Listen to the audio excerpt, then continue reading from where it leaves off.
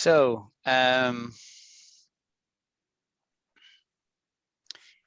so let me just deal with these terms here that I've done so far. So I've done modus operandi.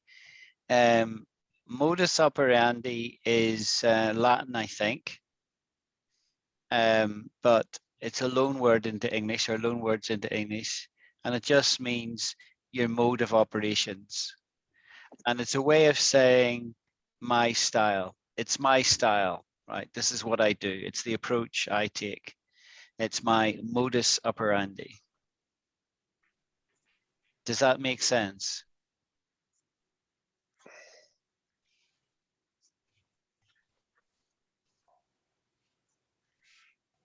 I'm just going to text some of the.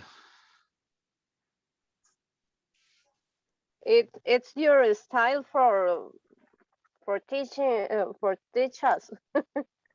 I don't know. Yeah, you could say that. You could say it's your approach. Your approach. Modus operandi is the way you go about things. It's the way you go about things. I'll think of other ways to say it, and so I'll underline. I'll emphasize the meaning by saying the thing a few times till you get it. Okay. So it's my modus operandi to introduce some words and explain them, explain the meaning. And I'll also pull up and share my screen and share, we'll look it up together on Google. And then we'll see what some of the official definitions are. And then I'll give you Alan's version of it as well. That's my modus operandi. That's the way I do these things.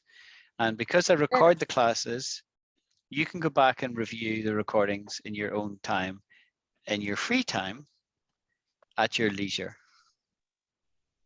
To take away the our fear, because I am fear. Yes. If you keep talking to me, your fear will disappear, right? Your fear, and I'll use another word, trepidation. Trepidation, that's a good word.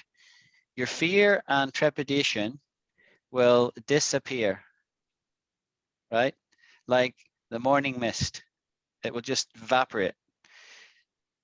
Okay, so you should all feel not embarrassed about speaking. You should also not be embarrassed about interrupting me and saying, put your hand up. You can put your hand up. You see the reactions thing at the bottom right? Do you see that? So I can put my hand up and I can sort of laugh like this. Or I can say, yeah, I got that. Yeah, I've got you. Yeah. And I can also say, raise hand. If you put a raise hand up, it means I have got a question. And like, I'll come back to you in a moment when I see that. Make sense? Yeah. When you put your hand up, you have to put your hand down again. You have to use it and turn it down. But everything else appears just for a short time, like the laughing and stuff like that. Just appears for a short time and then it goes away. A good word to describe that, something that appears for just a few moments and then goes away, is ephemeral. Ephemeral. That's a really good word. You might want to learn ephemeral. Or fleeting. That's another word that means the same thing. Just, you know, I paid a fleeting visit to my friend today. I only stayed for 5 minutes. I paid a fleeting visit to my pal, but I could only stay for 5 minutes. So it was a fleeting visit.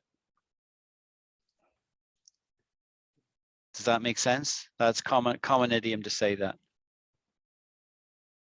Now, also what I want you all to do is, if you think that I'm speaking too fast for you, don't be embarrassed about slowing me down. You say, excuse me, teacher, can you go a wee bit slower?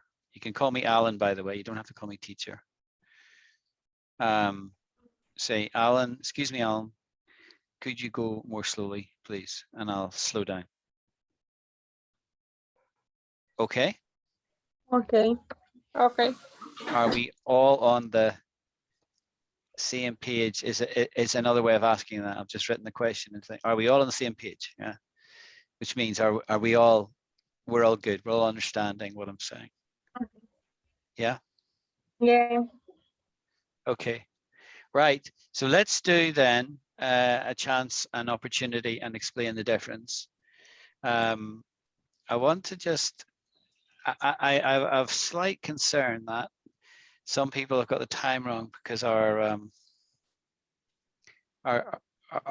clocks changed today.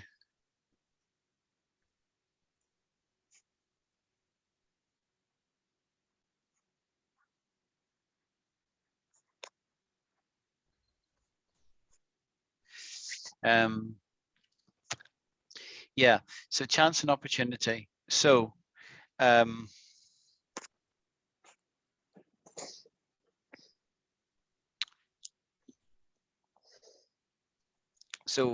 hello talk gives you the opportunity to meet people from different countries, right? You could also say it gives you a chance. It gives you a chance, right? You could say either there. But I would never say I appreciate the chance. You would always say I appreciate the opportunity. So what I'll do is let me share a screen. Let me do that. Share Google.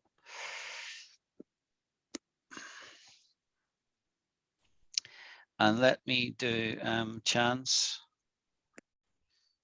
versus opportunity. Difference between chance and opportunity. A chance is something you take, an opportunity. Difference between chance and opportunity.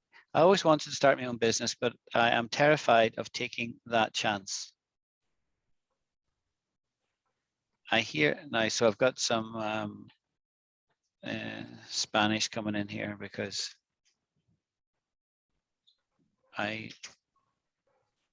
trying to learn Spanish. So I've got a wee plug-in for my browser that turns random words into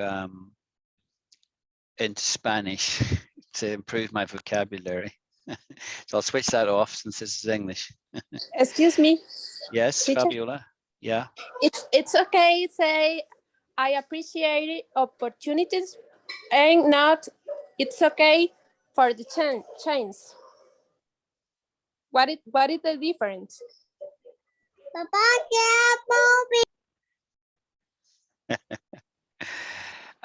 You can say Sorry, it's in my dad. fine. It's fine.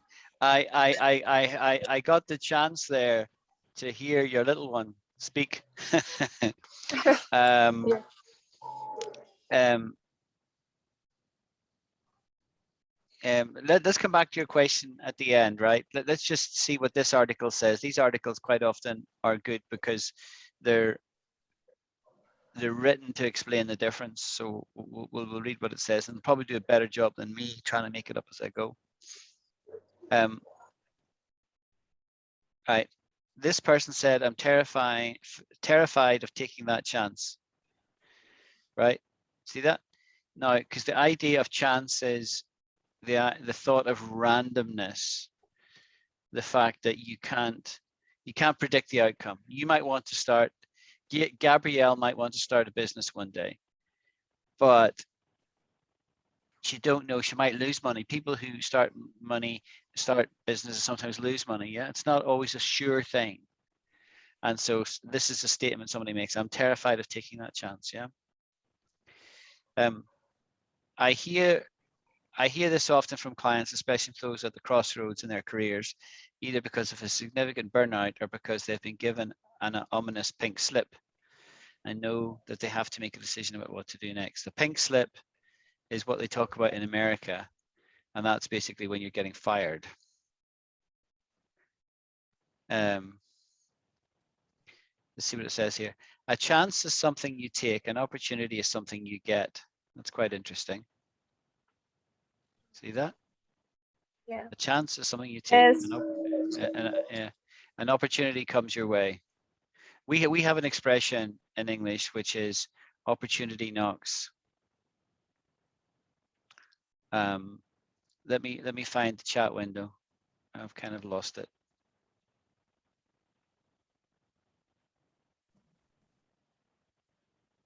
Sometimes when you share a screen, you kind of lose the you lose the chat window, which is annoying. Opportunity is something you get.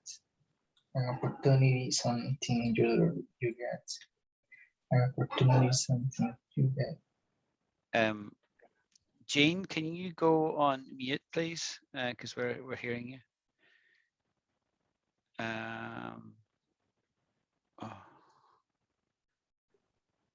I'll need to stop sharing my screen to find the chat window. Pop out. Okay, I'll put it over here. And then I'll share again.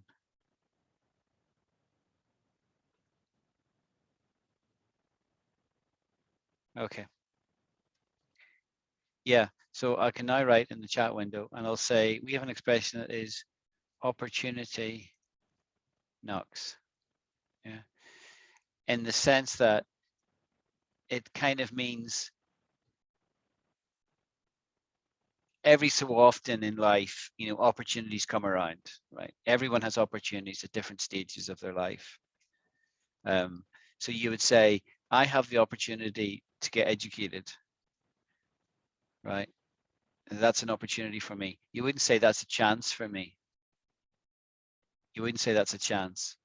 You would say that's an opportunity. An opportunity, how it says here, an opportunity is something you get as a result of a situation which you may or may not have anything to do with. An opportunity is like a gift you can choose to open or not. Opportunities mean things are more likely to happen because of your actions, unlike a chance where the odds may be no more or less in your favor. An opportunity is extended when your circumstances change. Losing your job can be an opportunity. Relocating can be an opportunity. Being introduced to someone you click with can be an opportunity. You can be offered an opportunity to change a habit, a lifestyle, a direction. You see, so it's almost as if an opportunity is when something is in front of you and you can do something about it. You can take that opportunity.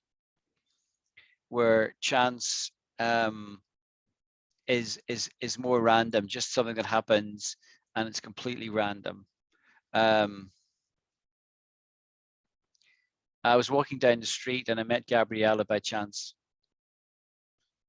I wouldn't say by opportunity. I would say I met her by chance.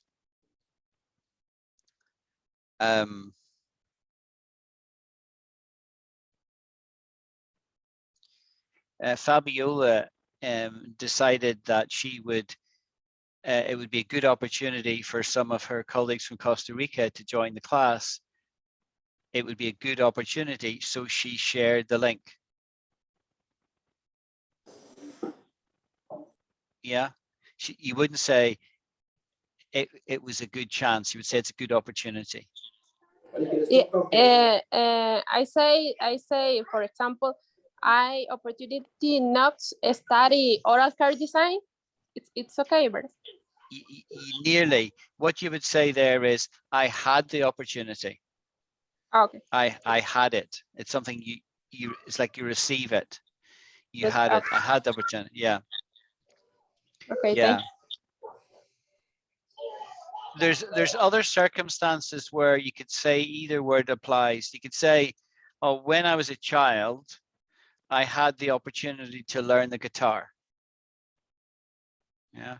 But you could also say, when I was a child, I had the chance to learn the guitar. Yeah. You could say either there, but opportunity is better. And this phrase is like when get at something or get at.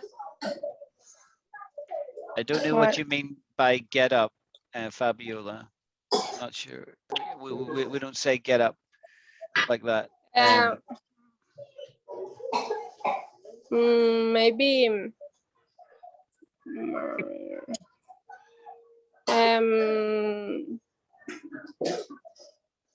You can rephrase it. like take, like take. Take Like, the yeah. Take the opportunity. yeah. Yeah. You can say that. Yeah, you'd say I took the opportunity. Yeah, I took the opportunity. I took the opportunity to learn the guitar. I took the opportunity. You wouldn't say I took the chance. So it's chance when it's kind of random, and it's an opportunity when there's something that you can do and you decide to take advantage of it.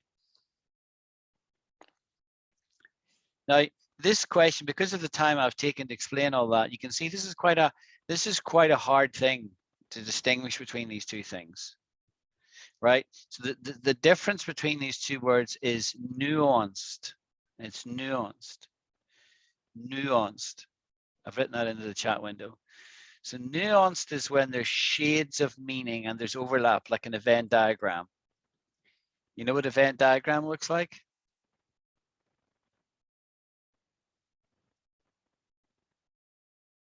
This is what a Venn diagram looks like. Images. Yeah, so this is a Venn diagram. See that? So you've got words and these sort of, they mean very similar things. There's some overlap and there's sometimes they're distinguished.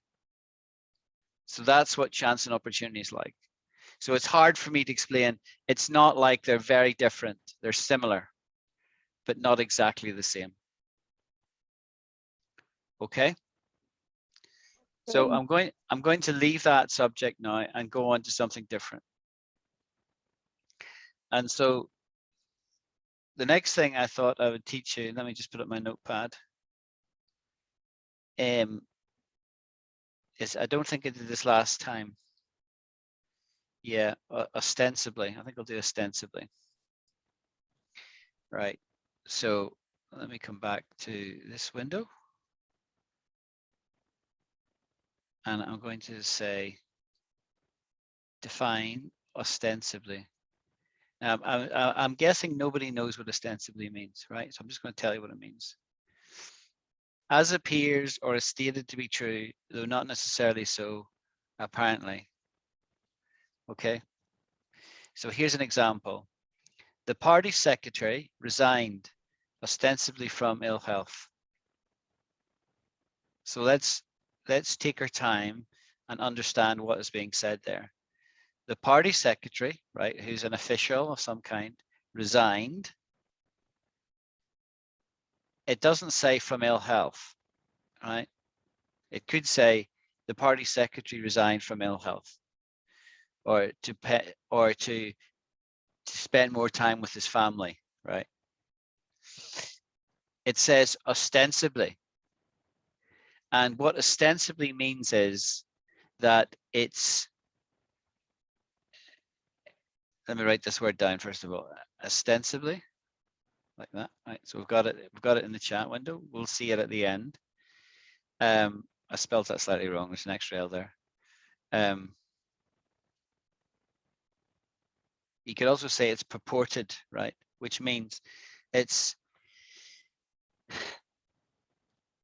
being said that he is ill, right? And that's the reason he is resigning. However, there's a hint that there's another reason which has got nothing to do with his health.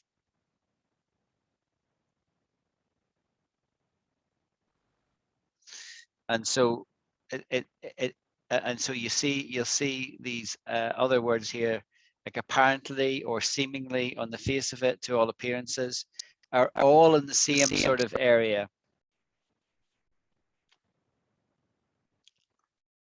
Does that make sense? Is that making sense?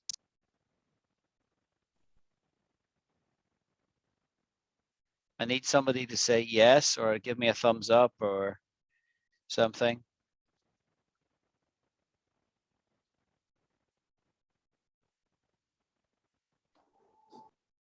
Give me some feedback. Is that making sense to people? Or are you lost? It's okay to say I'm a bit lost. I don't understand that word. Okay. Okay. It means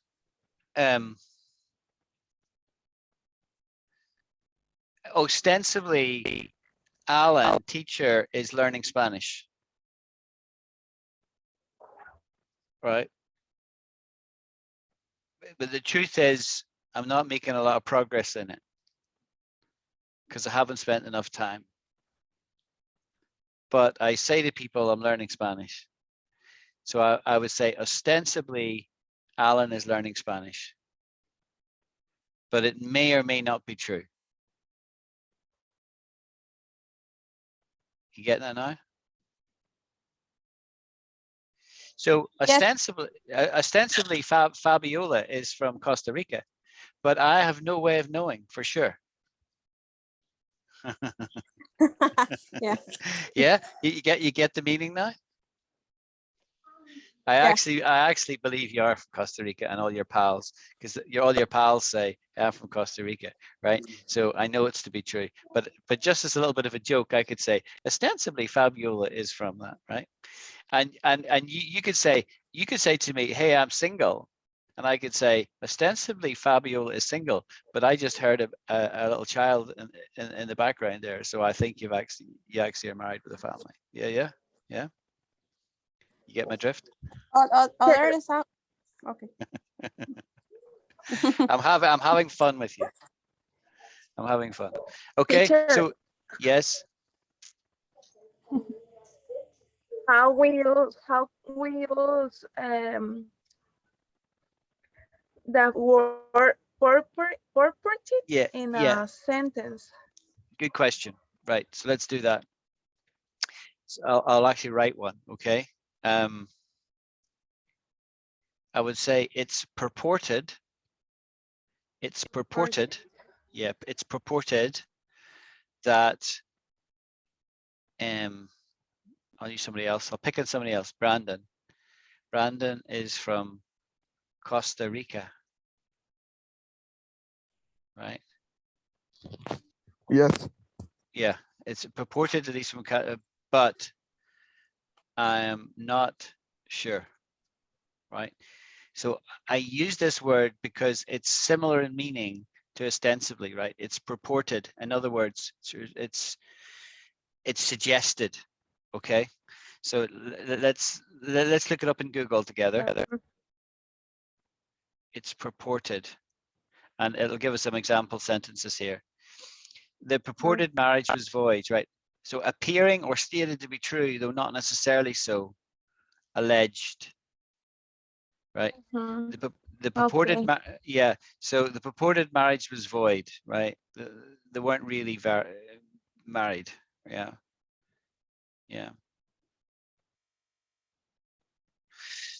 Okay, so you can see how I got to purported from ostensibly. It's similar. I think the best way to think it's suggested. Yeah. Now, some of these words will appear to you guys as non-natives as difficult, right? Difficult. But even in explaining these so-called difficult words, you're learning English because you're listening to a native speaker and you have the opportunity to ask questions. And I would encourage you, I'm going to write that down. I would encourage you to ask questions, because if you do that, then you're practicing speaking. And it doesn't matter how poor you think you are, right? I will have infinite patience, right? Infinite patience to help you, right? So infinite patient means I'll be very patient. Yeah. And if you say, well, I can't really speak, I can't, then what you can do is write a question. So feel feel free to write a question. Yeah. And another way of saying the same thing is be at liberty to write or ask questions. And not, you can do that while the class is running like this, but you can also do it in the group chat, right, in Hello Talk. Say, hey teacher, what can you explain this question I've got, right? And then I'll come back to you and answer you when I have time. Okay, so let me come back to my list. So we've done ostensibly. Now I'm going to do another word, which is acclimated, which is what Americans say, or acclimatized. See that? Acclimated or acclimatized. So once years ago, when I moved to America, I was working in New York, and my manager, a guy called Arnie Sanders, says, are you getting acclimated, Alan? Are you getting acclimated? And of course, I looked at this guy and I didn't know what he was saying, right? So, and I'm an English speaker and he's an English speaker, but I didn't know what that word was, because in Britain, we don't say acclimated, we say acclimatized. And you'll see that that word comes from climate, right? So I would bet if I went to Costa Rica, I would struggle with the temperature because it's very warm there in Central America compared to Scotland. In Scotland, it's freezing all the time and it's wet. Slight exaggeration. But the climate in Central America is quite different. It would be hot and humid, I would imagine, right? And so you can see that when somebody moves to somewhere else, they need to get used to the climate. Like if I moved to India, I would find it very hot. And me being fair-skinned and from a northern country would struggle with that, at least for a while. But after a while, I would start to get used to the climate. And so what we say in Britain is we say we would get acclimatized, which means get used to the climate. And the Yanks, the Americans, to say the same thing, they would say you would get acclimated, to get acclimated. So if somebody from the north of America, let's say Maine or Boston, where it's cold in the winter, if they moved to Florida, it might take them a while to get acclimated. Now, is everyone following me? Put up your hand if you say, no, I'm not getting this. I need to go over that again. Am I making sense? I need somebody to say yes or no, you're making no sense, teacher. Tell me. Are you following me? Hello.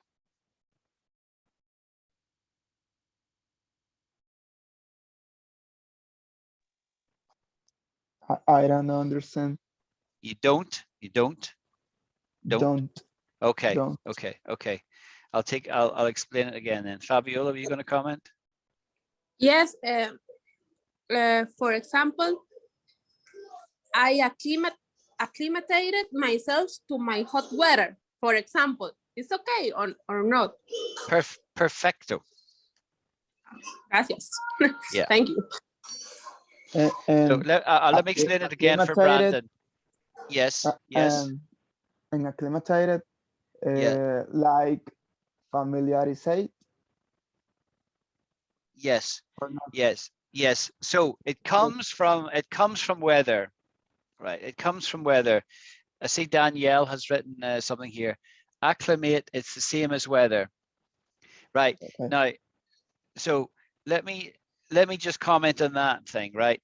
So the word climate has got to do with weather, right? Spelled like that. See that? the word climate, you know the way the whole world, half the world is meeting in Glasgow, actually in Scotland, not far from here at the moment, for the COP26 conference. Do you know about that? Is that in your news? Heard of COP26? It's a big conference. Biden's there, and I think the Pope's there, and there's world leaders. They're all gathering for a climate conference. Yeah, and everyone's worried about the climate and that the CO2 emissions of countries is damaging the climate. So that's what the word climate means. It's got to do with the weather. Okay. Now. So in similar vein, I can say I can get acclimated or acclimatized, means the same thing. Just a different way of saying the same word. I can get acclimated to a different weather in a different country. That process of getting used to the weather somewhere different is what we mean by getting acclimated. Make sense? Are you following me, Brandon? Yes. Right. Now, so although that's where this expression comes from, how we use it is when you get used to any change in circumstance, any change of circumstances, right? For example, if I changed jobs,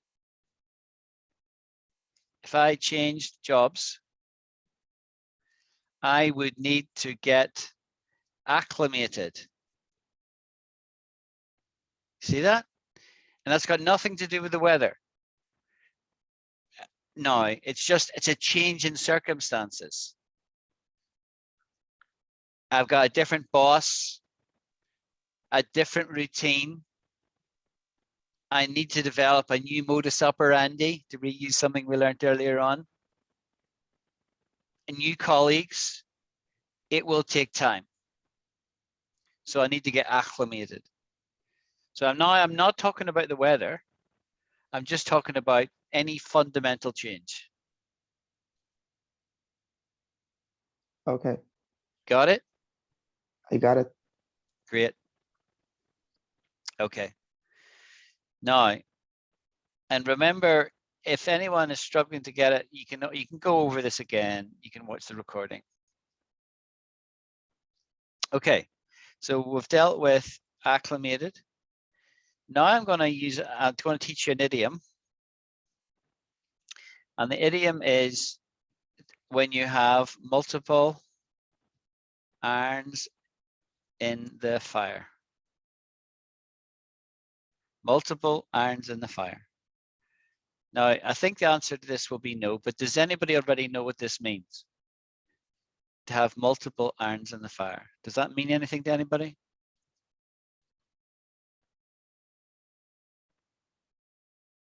No. Okay. Multiple irons in the fire. Okay. Look at images. Okay. So to have multiple irons in the fire, it comes from this, you see this here, scenario here, where you are, imagine in the olden days when you used to put hooves on horses and you had somebody called a blacksmith who would work with steel and make the shoes for a horse. Make sense?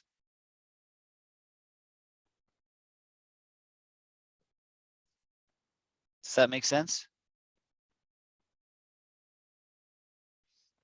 Like, so this guy here, right? This guy here is a blacksmith. And he's working with an anvil, big heavy bit of metal, and he's heating up some iron in the fire, and then he's beating it when it's hot into shape. He's a blacksmith, this is an anvil, and this is what's known as an iron, and that's a hammer. Makes sense? Yes. Yeah.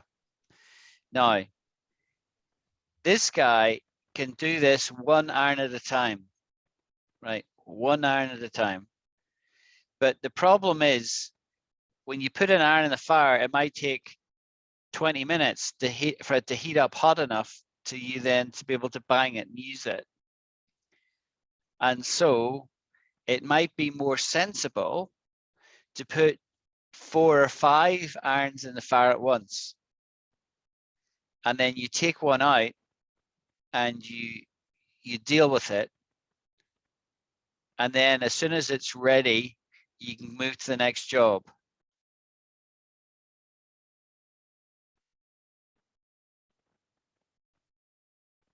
Right?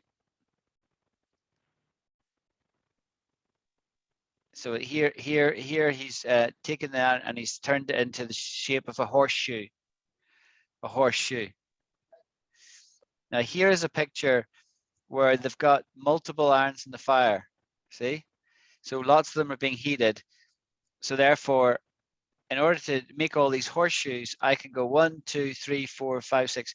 I can do all these one after the other really, really quickly because it doesn't do them any harm to be in the fire.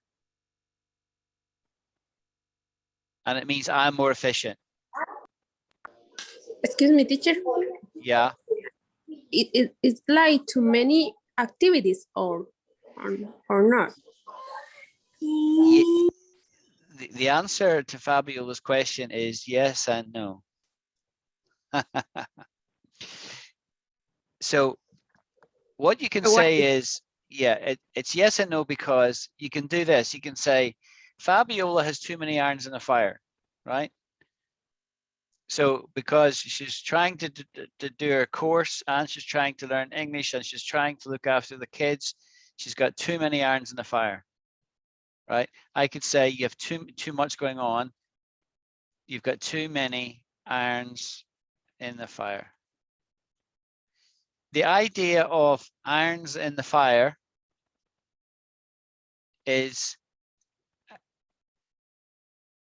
means you've got multiple activities all at once. Does that make sense?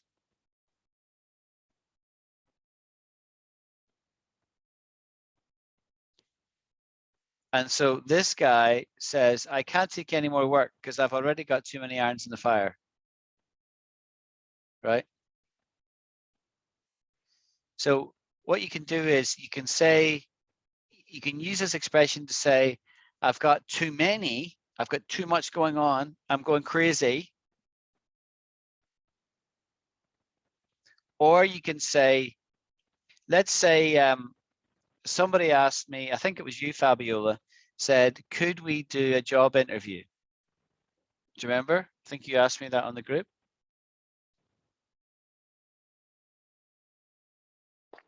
Yes.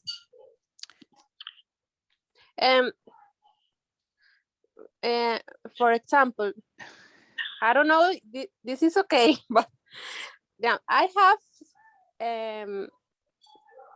several or multiple items in the fire. Yep. To make sure I have a job when I graduate. Yeah, yeah. You've basically got it, right? So you can use this expression to say I've got too much going on, right?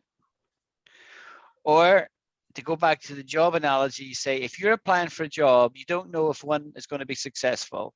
So it's a good idea to have multiple irons in the fire, like to apply for 6 jobs at once, because you might only get asked for an interview by 2 and you might only get offered 1 job.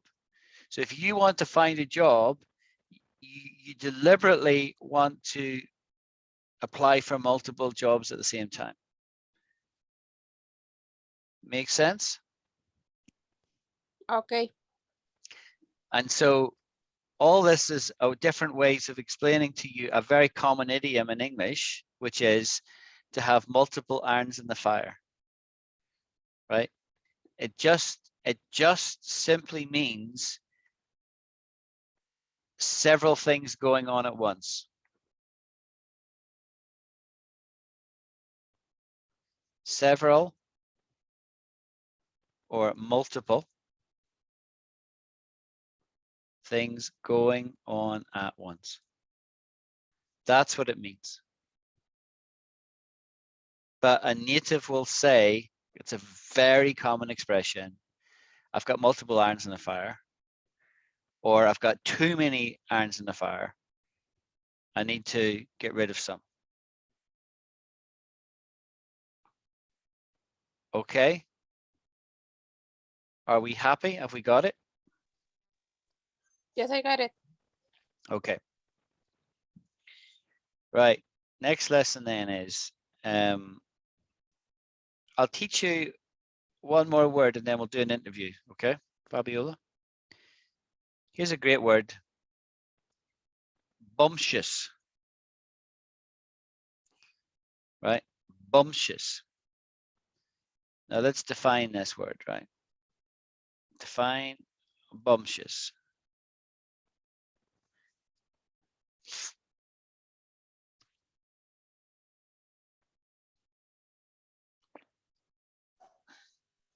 It's like my skills. No, No, it's no. not Okay. skills.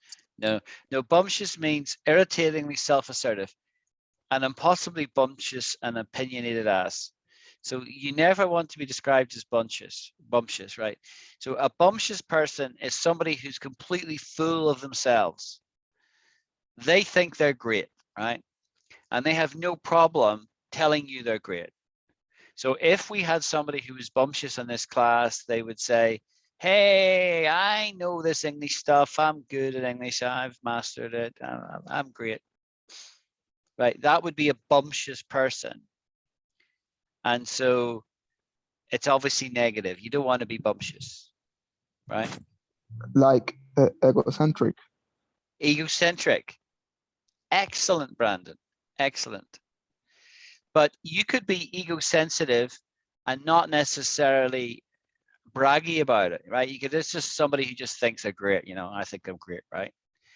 But they're not necessarily bragging about it. But if you have somebody who's egocentric and they're bragging about it, they don't shut up. They've got a little big mouth, right? They're loud mouth. We describe that kind of person as a loud mouth. Let me write that down. A loud mouth. A loud mouth. Loud mouth. So if someone is egocentric and a loudmouth, we'd say they are bumptious. And bumptious people are obnoxious. We can't stand them. Let's see what Merriam-Webster says, this American dictionary. Presumptuously, obtusely, and often noisily self-assertive. You see this self-assertive thing is coming in here quite strongly, right? So the idea is they're pushing themselves forward. Yeah. And here's some synonyms. Arrogant, assumptive, cavalier, chesty, haughty, high and mighty, high-handed, highfalutin. That's a good one, highfalutin. Okay, have we got bumptious? Yes. Have we got bumptious?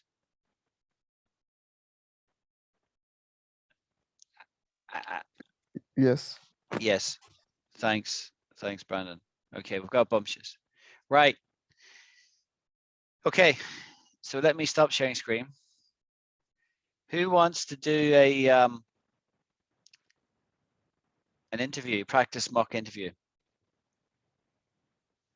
with me? I'm going to interview you for a job.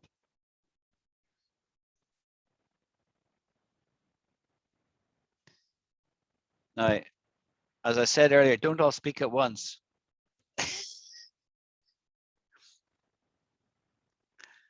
I don't have to do it. If you don't want to do it, that's fine, right? But I do need at least one volunteer. Fabiola. try. You suggested it. So if you want to do it, we'll do it. Also, I'll try, but okay, that's fine. By the way, I should say as well, I'm quite happy to do one-on-one calls with people, right? So if somebody says, I would like to practice that, but I don't want to do it in front of class, can we arrange some time separately? That's fine. Just get in touch with me. Send me a message and I'll make some time with you. Okay. So always make time for people if you want to do that. So we'll do that separately. Okay. Right. Fabio, you want to give it a go? yes. Okay. So for what kind of job are we talking about here? It like design of the teeth. Design as in a computer design or graphic design? What kind of design? Yes. Design. Yeah, graphic design.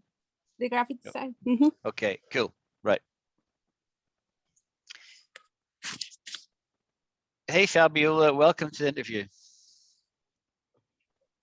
Hello. Okay, so I'll just let you go and then I'll comment afterwards, right? But you would say more than hello, right? You would say, hi, thanks for Hello. you would say, hi, thanks for the opportunity. Okay. Because I know what opportunity means, right? I'm fine. Okay, cool.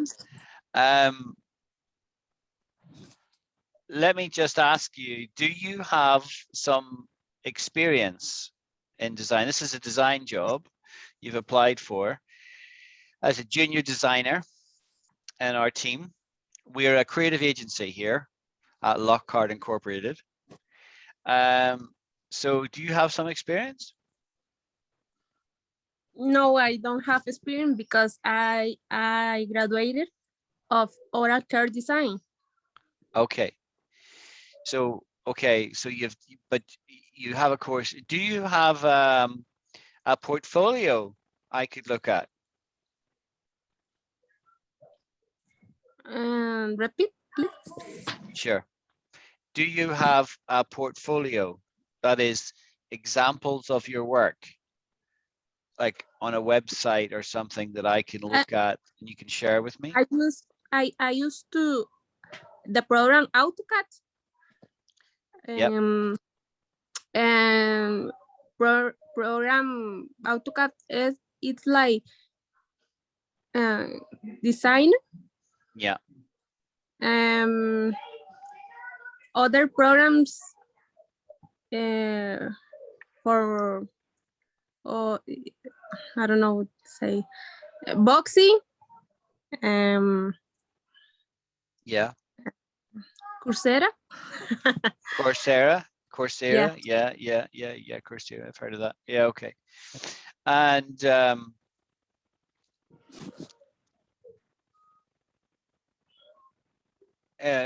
why don't you tell me about some of the things that you have designed in your course? Give me some examples. I don't know, say meditions, or how do you say? It's like perfect smile for people. Like I designer of the program, the perfect smile. Yes. You designed the perfect smile. For tips. For teeth. Yes. Okay. Yes. Yeah. Okay. So I think what you're saying is that you work in this area and if people want some cosmetic surgery on their mouth or new dentures, new teeth, you design what that would look like and so on. Okay. And describe myself? No.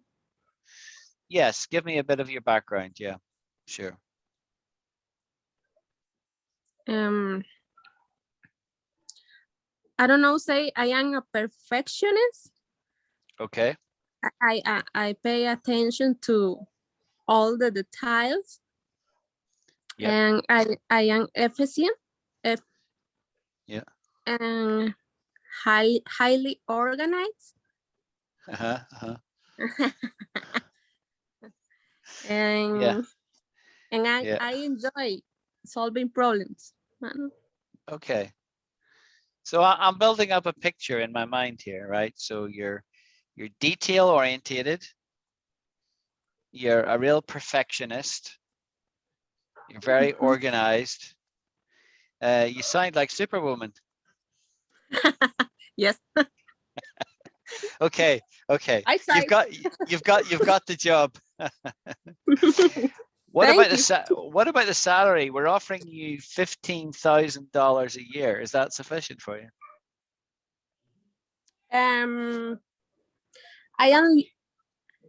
am looking for my qualities or You're looking I for don't your know yeah. for my So your qualities would be the things that you bring, you know, the things that you bring. okay. Yeah, would be your qualities. Your qualities could be you're smart, or you're fast, Okay. or Okay. you're creative. That's what would be your qualities would be. Mm-hmm. So what were you trying to say about your qualities? It's my quality is so like excellent communicator. It's like that. Yeah. Okay. So the word, I'll interrupt you there, right? We'll come out of role play now. We wouldn't say qualities there, although it's kind of close, but not quite. We would say capabilities. Oh. So we would say, if I put myself in your shoes, I would say, I would like my employer to appreciate my capability. Oh. Yeah. I'll write it. I'll write it in the You chat right. window. That is. I'll write it. Yeah. I would like my prospective employer to appreciate my capabilities. You see that? Yes. I am organized. I'm detail orientated. Okay. And very creative. Sort of thing, right? So there's a fine line here in a job interview with being selling yourself and not being bumptious, to reuse the word we've used earlier, right? Because if you say, I'm fantastic, Yeah. then the person's going to say, well, I don't want to work with this lassie. Lassie is Scots for girl, right? Or woman. I don't want to work with that person. She's too full of herself. She would be really obnoxious in the office. Okay. Yeah. Yeah. So there's a fine line to be trodden between bragging too much, but also like selling yourself. And so you try to be like factual and also evidence. There's a good word, evidence what you are talking about. Right. So for example, if you say, I'm creative, you could cite the fact that you have a diploma, in graphic design or whatever, or a degree in something, whatever. Some kind of qualification. So you would talk about your qualifications. So that was fun. Yeah, that wasn't bad. You did okay. Yeah, it wasn't too frightening. Yeah. So we can do that again, and maybe somebody else can volunteer next time. Maybe Brandon or Jane or somebody who hasn't spoken yet. Magdalene, any of you can have a go with that. Yeah. Yeah. Yeah. Fine. It's good fun. It's good fun. It's good fun. Okay, let me go back to my idioms then, and I'll see what other idioms that I have to teach you.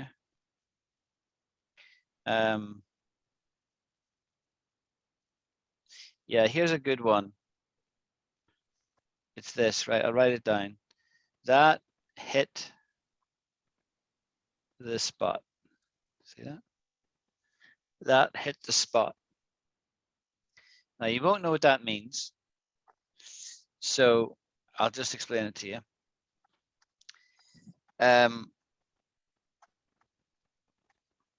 If I came to visit and you give me a coffee and I really liked it, I could say, you might say, did you like the coffee? I could say, that hit the spot. That hit the spot. And that just means it was perfect. It was brilliant. It was just what I needed just now. Yeah, it's just what I needed. It hit the spot. It's normally a reference to something you eat, you consume, right? You eat or you drink. It just hit the spot. Yeah, that hit the spot. It was perfect. So let me do a share screen. We'll go back to the browser again. And let's look it up, right? That hit the spot, meaning.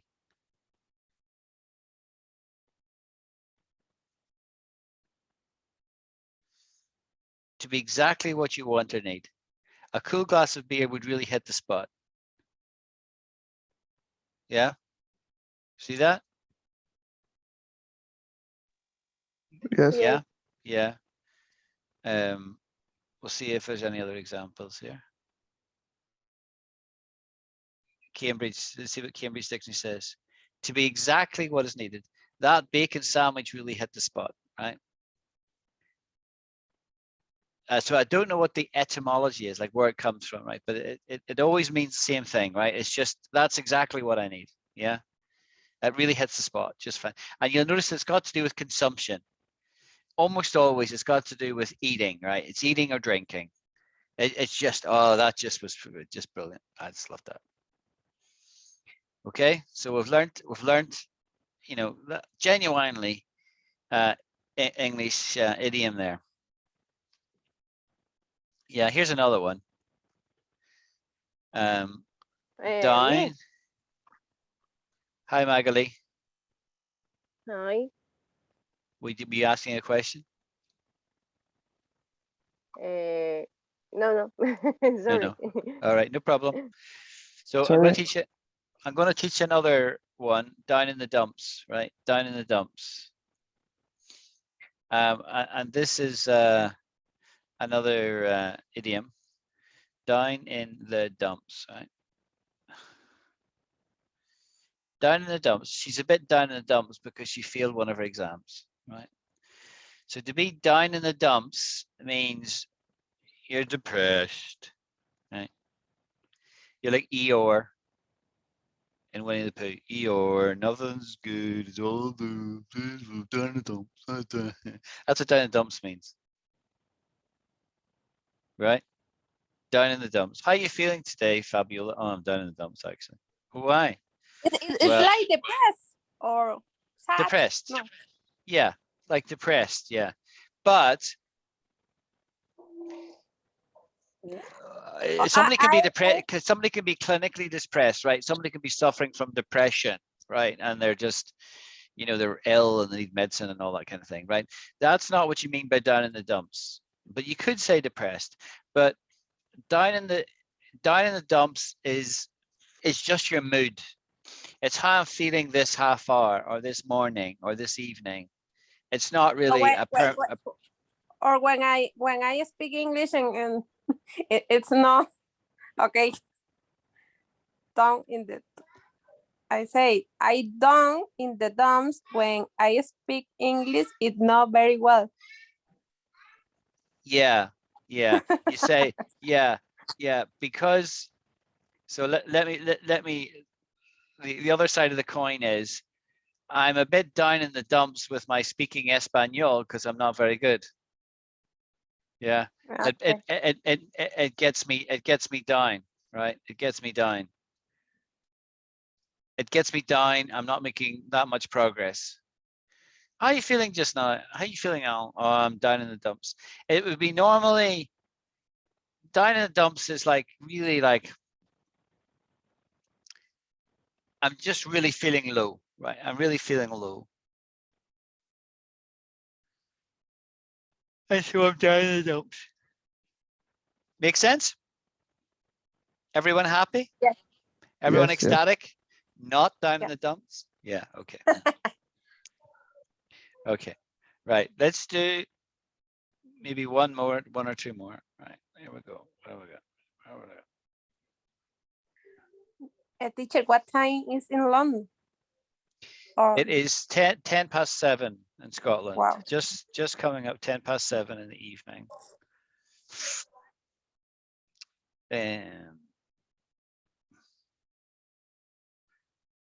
Yeah, here's a good one. Face the music. So let me write that down. Face the music, right? Anybody know what this means? No, that's okay. Face the music has got nothing to do with music, okay? Nothing. It's like sad, no? Or Nope. happy? Nope. Neither or. Oh, okay. Neither of those. To accept criticism or punishment for something you've done. Right? So face the music is like, right, okay, I accept, right? You know, you gotta face the music, Alan. To accept responsibility for something you've done. If she lied to me, then she'll just have to face the music, right? She'll just have to own up, right? Let's look for face the music. Examples. Oh, face the music is when if you have done something wrong. Yes. Yes. No. Yes. Okay. Yeah. Exactly. You've done something wrong, and you're accepting it. You're accepting it, right? I own up. Yeah, I've screwed up here, right? And here's example sentences. If you've done something wrong, you have to face the music. The children broke the window pane while playing and had to face the music when their parents returned home. Yeah, they had to face the music. They had to own up. They had to say, hey, Mom, this is what I did. If you don't complete the project in time, you'll have to face the music when the boss asks for a status report. You will have to face the music, yeah. Accept responsibility.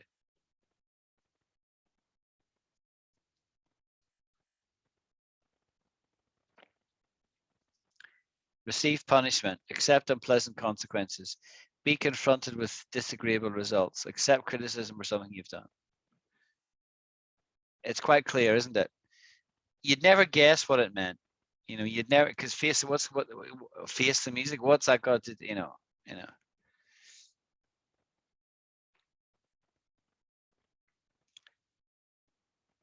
Okay, everyone got that? Any questions on that? Okay. No. Yeah. Okay. Right. I'll make this the next one, the last one we'll do this evening, right? I'll write it here. Get something off your chest, right? To get something off your chest. Now, to get something off your chest is to say something that is difficult to say, right?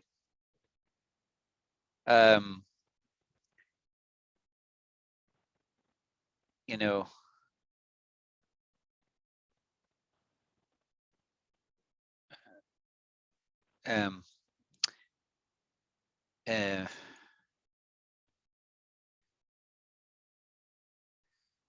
so Fabiola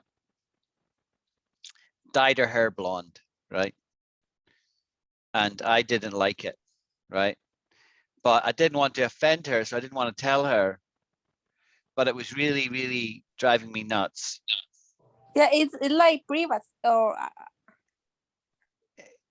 and I can say something. It's like saying something difficult to say. It's difficult to say. Yeah, it's difficult to say. You know, if somebody, you know, I broke up with my girlfriend. How do you feel about that?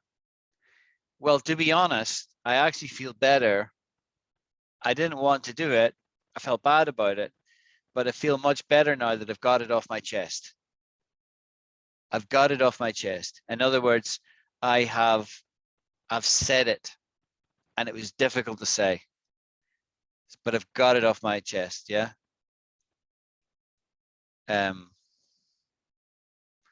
Let's try this one. Got it off my chest.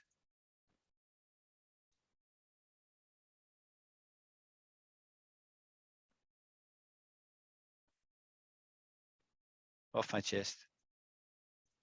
Nothing to do with keeping cards close to chest. That's completely different. Yeah,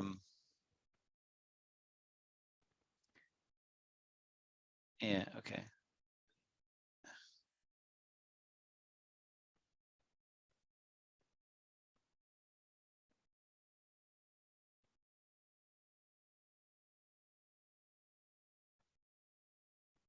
To tell someone about something that has been worrying you or making you feel guilty for a long time.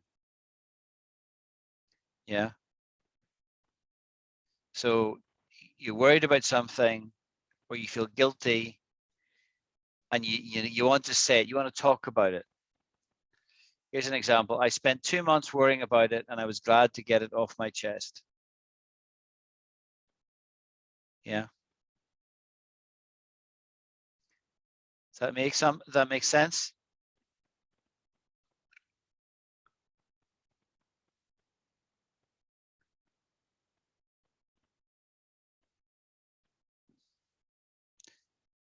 I need to hear yes, no, yes sir, no sir, 3 bags No, full, no, sir. sorry, I don't understand of my chest. Okay.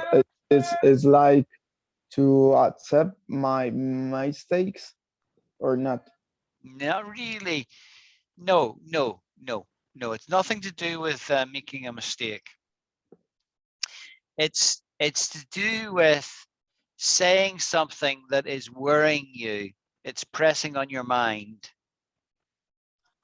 Okay, And it's like express my mistakes or not. No, not mistakes, but feelings. Feelings. Oh, yeah, Express feelings. my feelings. Feelings or opinion. Or okay. An opinion. Yeah. My. Yeah.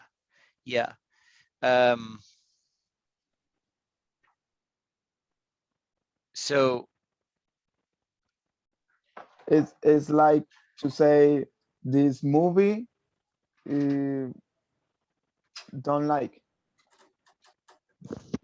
No. Or well, if it was a Spielberg movie, right, and you'd say I like it or I hate it or I love it, it doesn't really matter because we don't know Spielberg, right?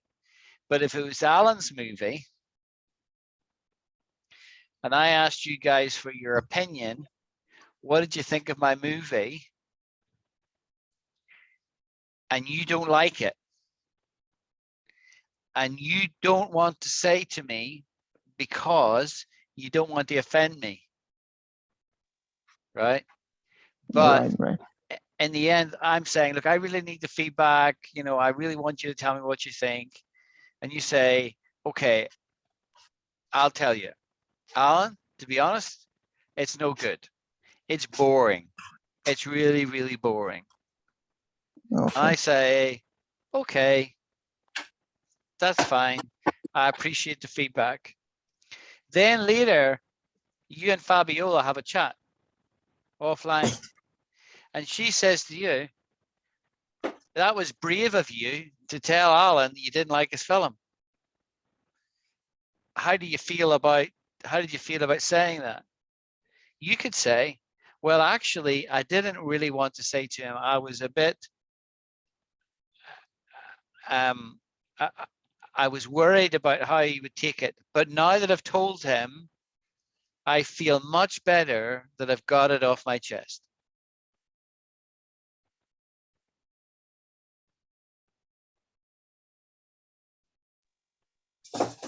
So you expressed an opinion, you expressed your feelings that were difficult. It was worrying you. You see, you were worrying about it, or you felt guilty about it. But you expressed it. And it's no longer worrying you because at least you've communicated. About anything. Anything under the sun.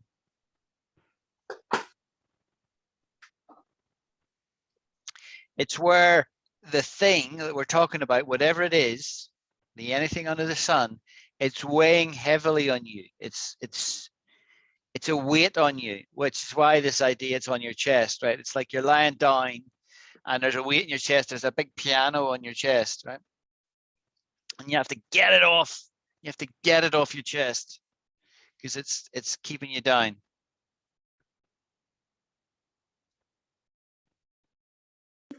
Okay, I got it. Great. Well, I think we'll end there when the going's good. Okay. So I hope you all enjoyed that and got something from it. Let me know. You can just write to me. You can just comment on the chat and say, you know, what you liked, what you don't like, and I'll try and help you guys as much as possible. I will be having another class on Thursday, next Thursday at 4 p.m. UK time. And I'll be doing a class, probably do a class on Sunday as well, like this. We'll see. I thought we would have had more people because it's the weekend. I think we got about 9 or 10, which is not bad. So I might move this slot around a little bit. Just tell me, is this time good for you or is it not good for you? Yeah, it's good. Right. Well, this time works for me. You know, it kind of fits into my schedule, so I can make this time, but I will confirm via the comments on Hello Chat. Hello Talk to me. All right, everyone. Yes, see- thank you for your help. I Yes, thank you. appreciate this opportunity. We would say you're very welcome. Okay. You're very welcome. Okay. Enjoy the rest of your weekend. Talk to you soon. Thank you, teacher. Thank you. Bye now. Bye. So much, Bye-bye. teacher.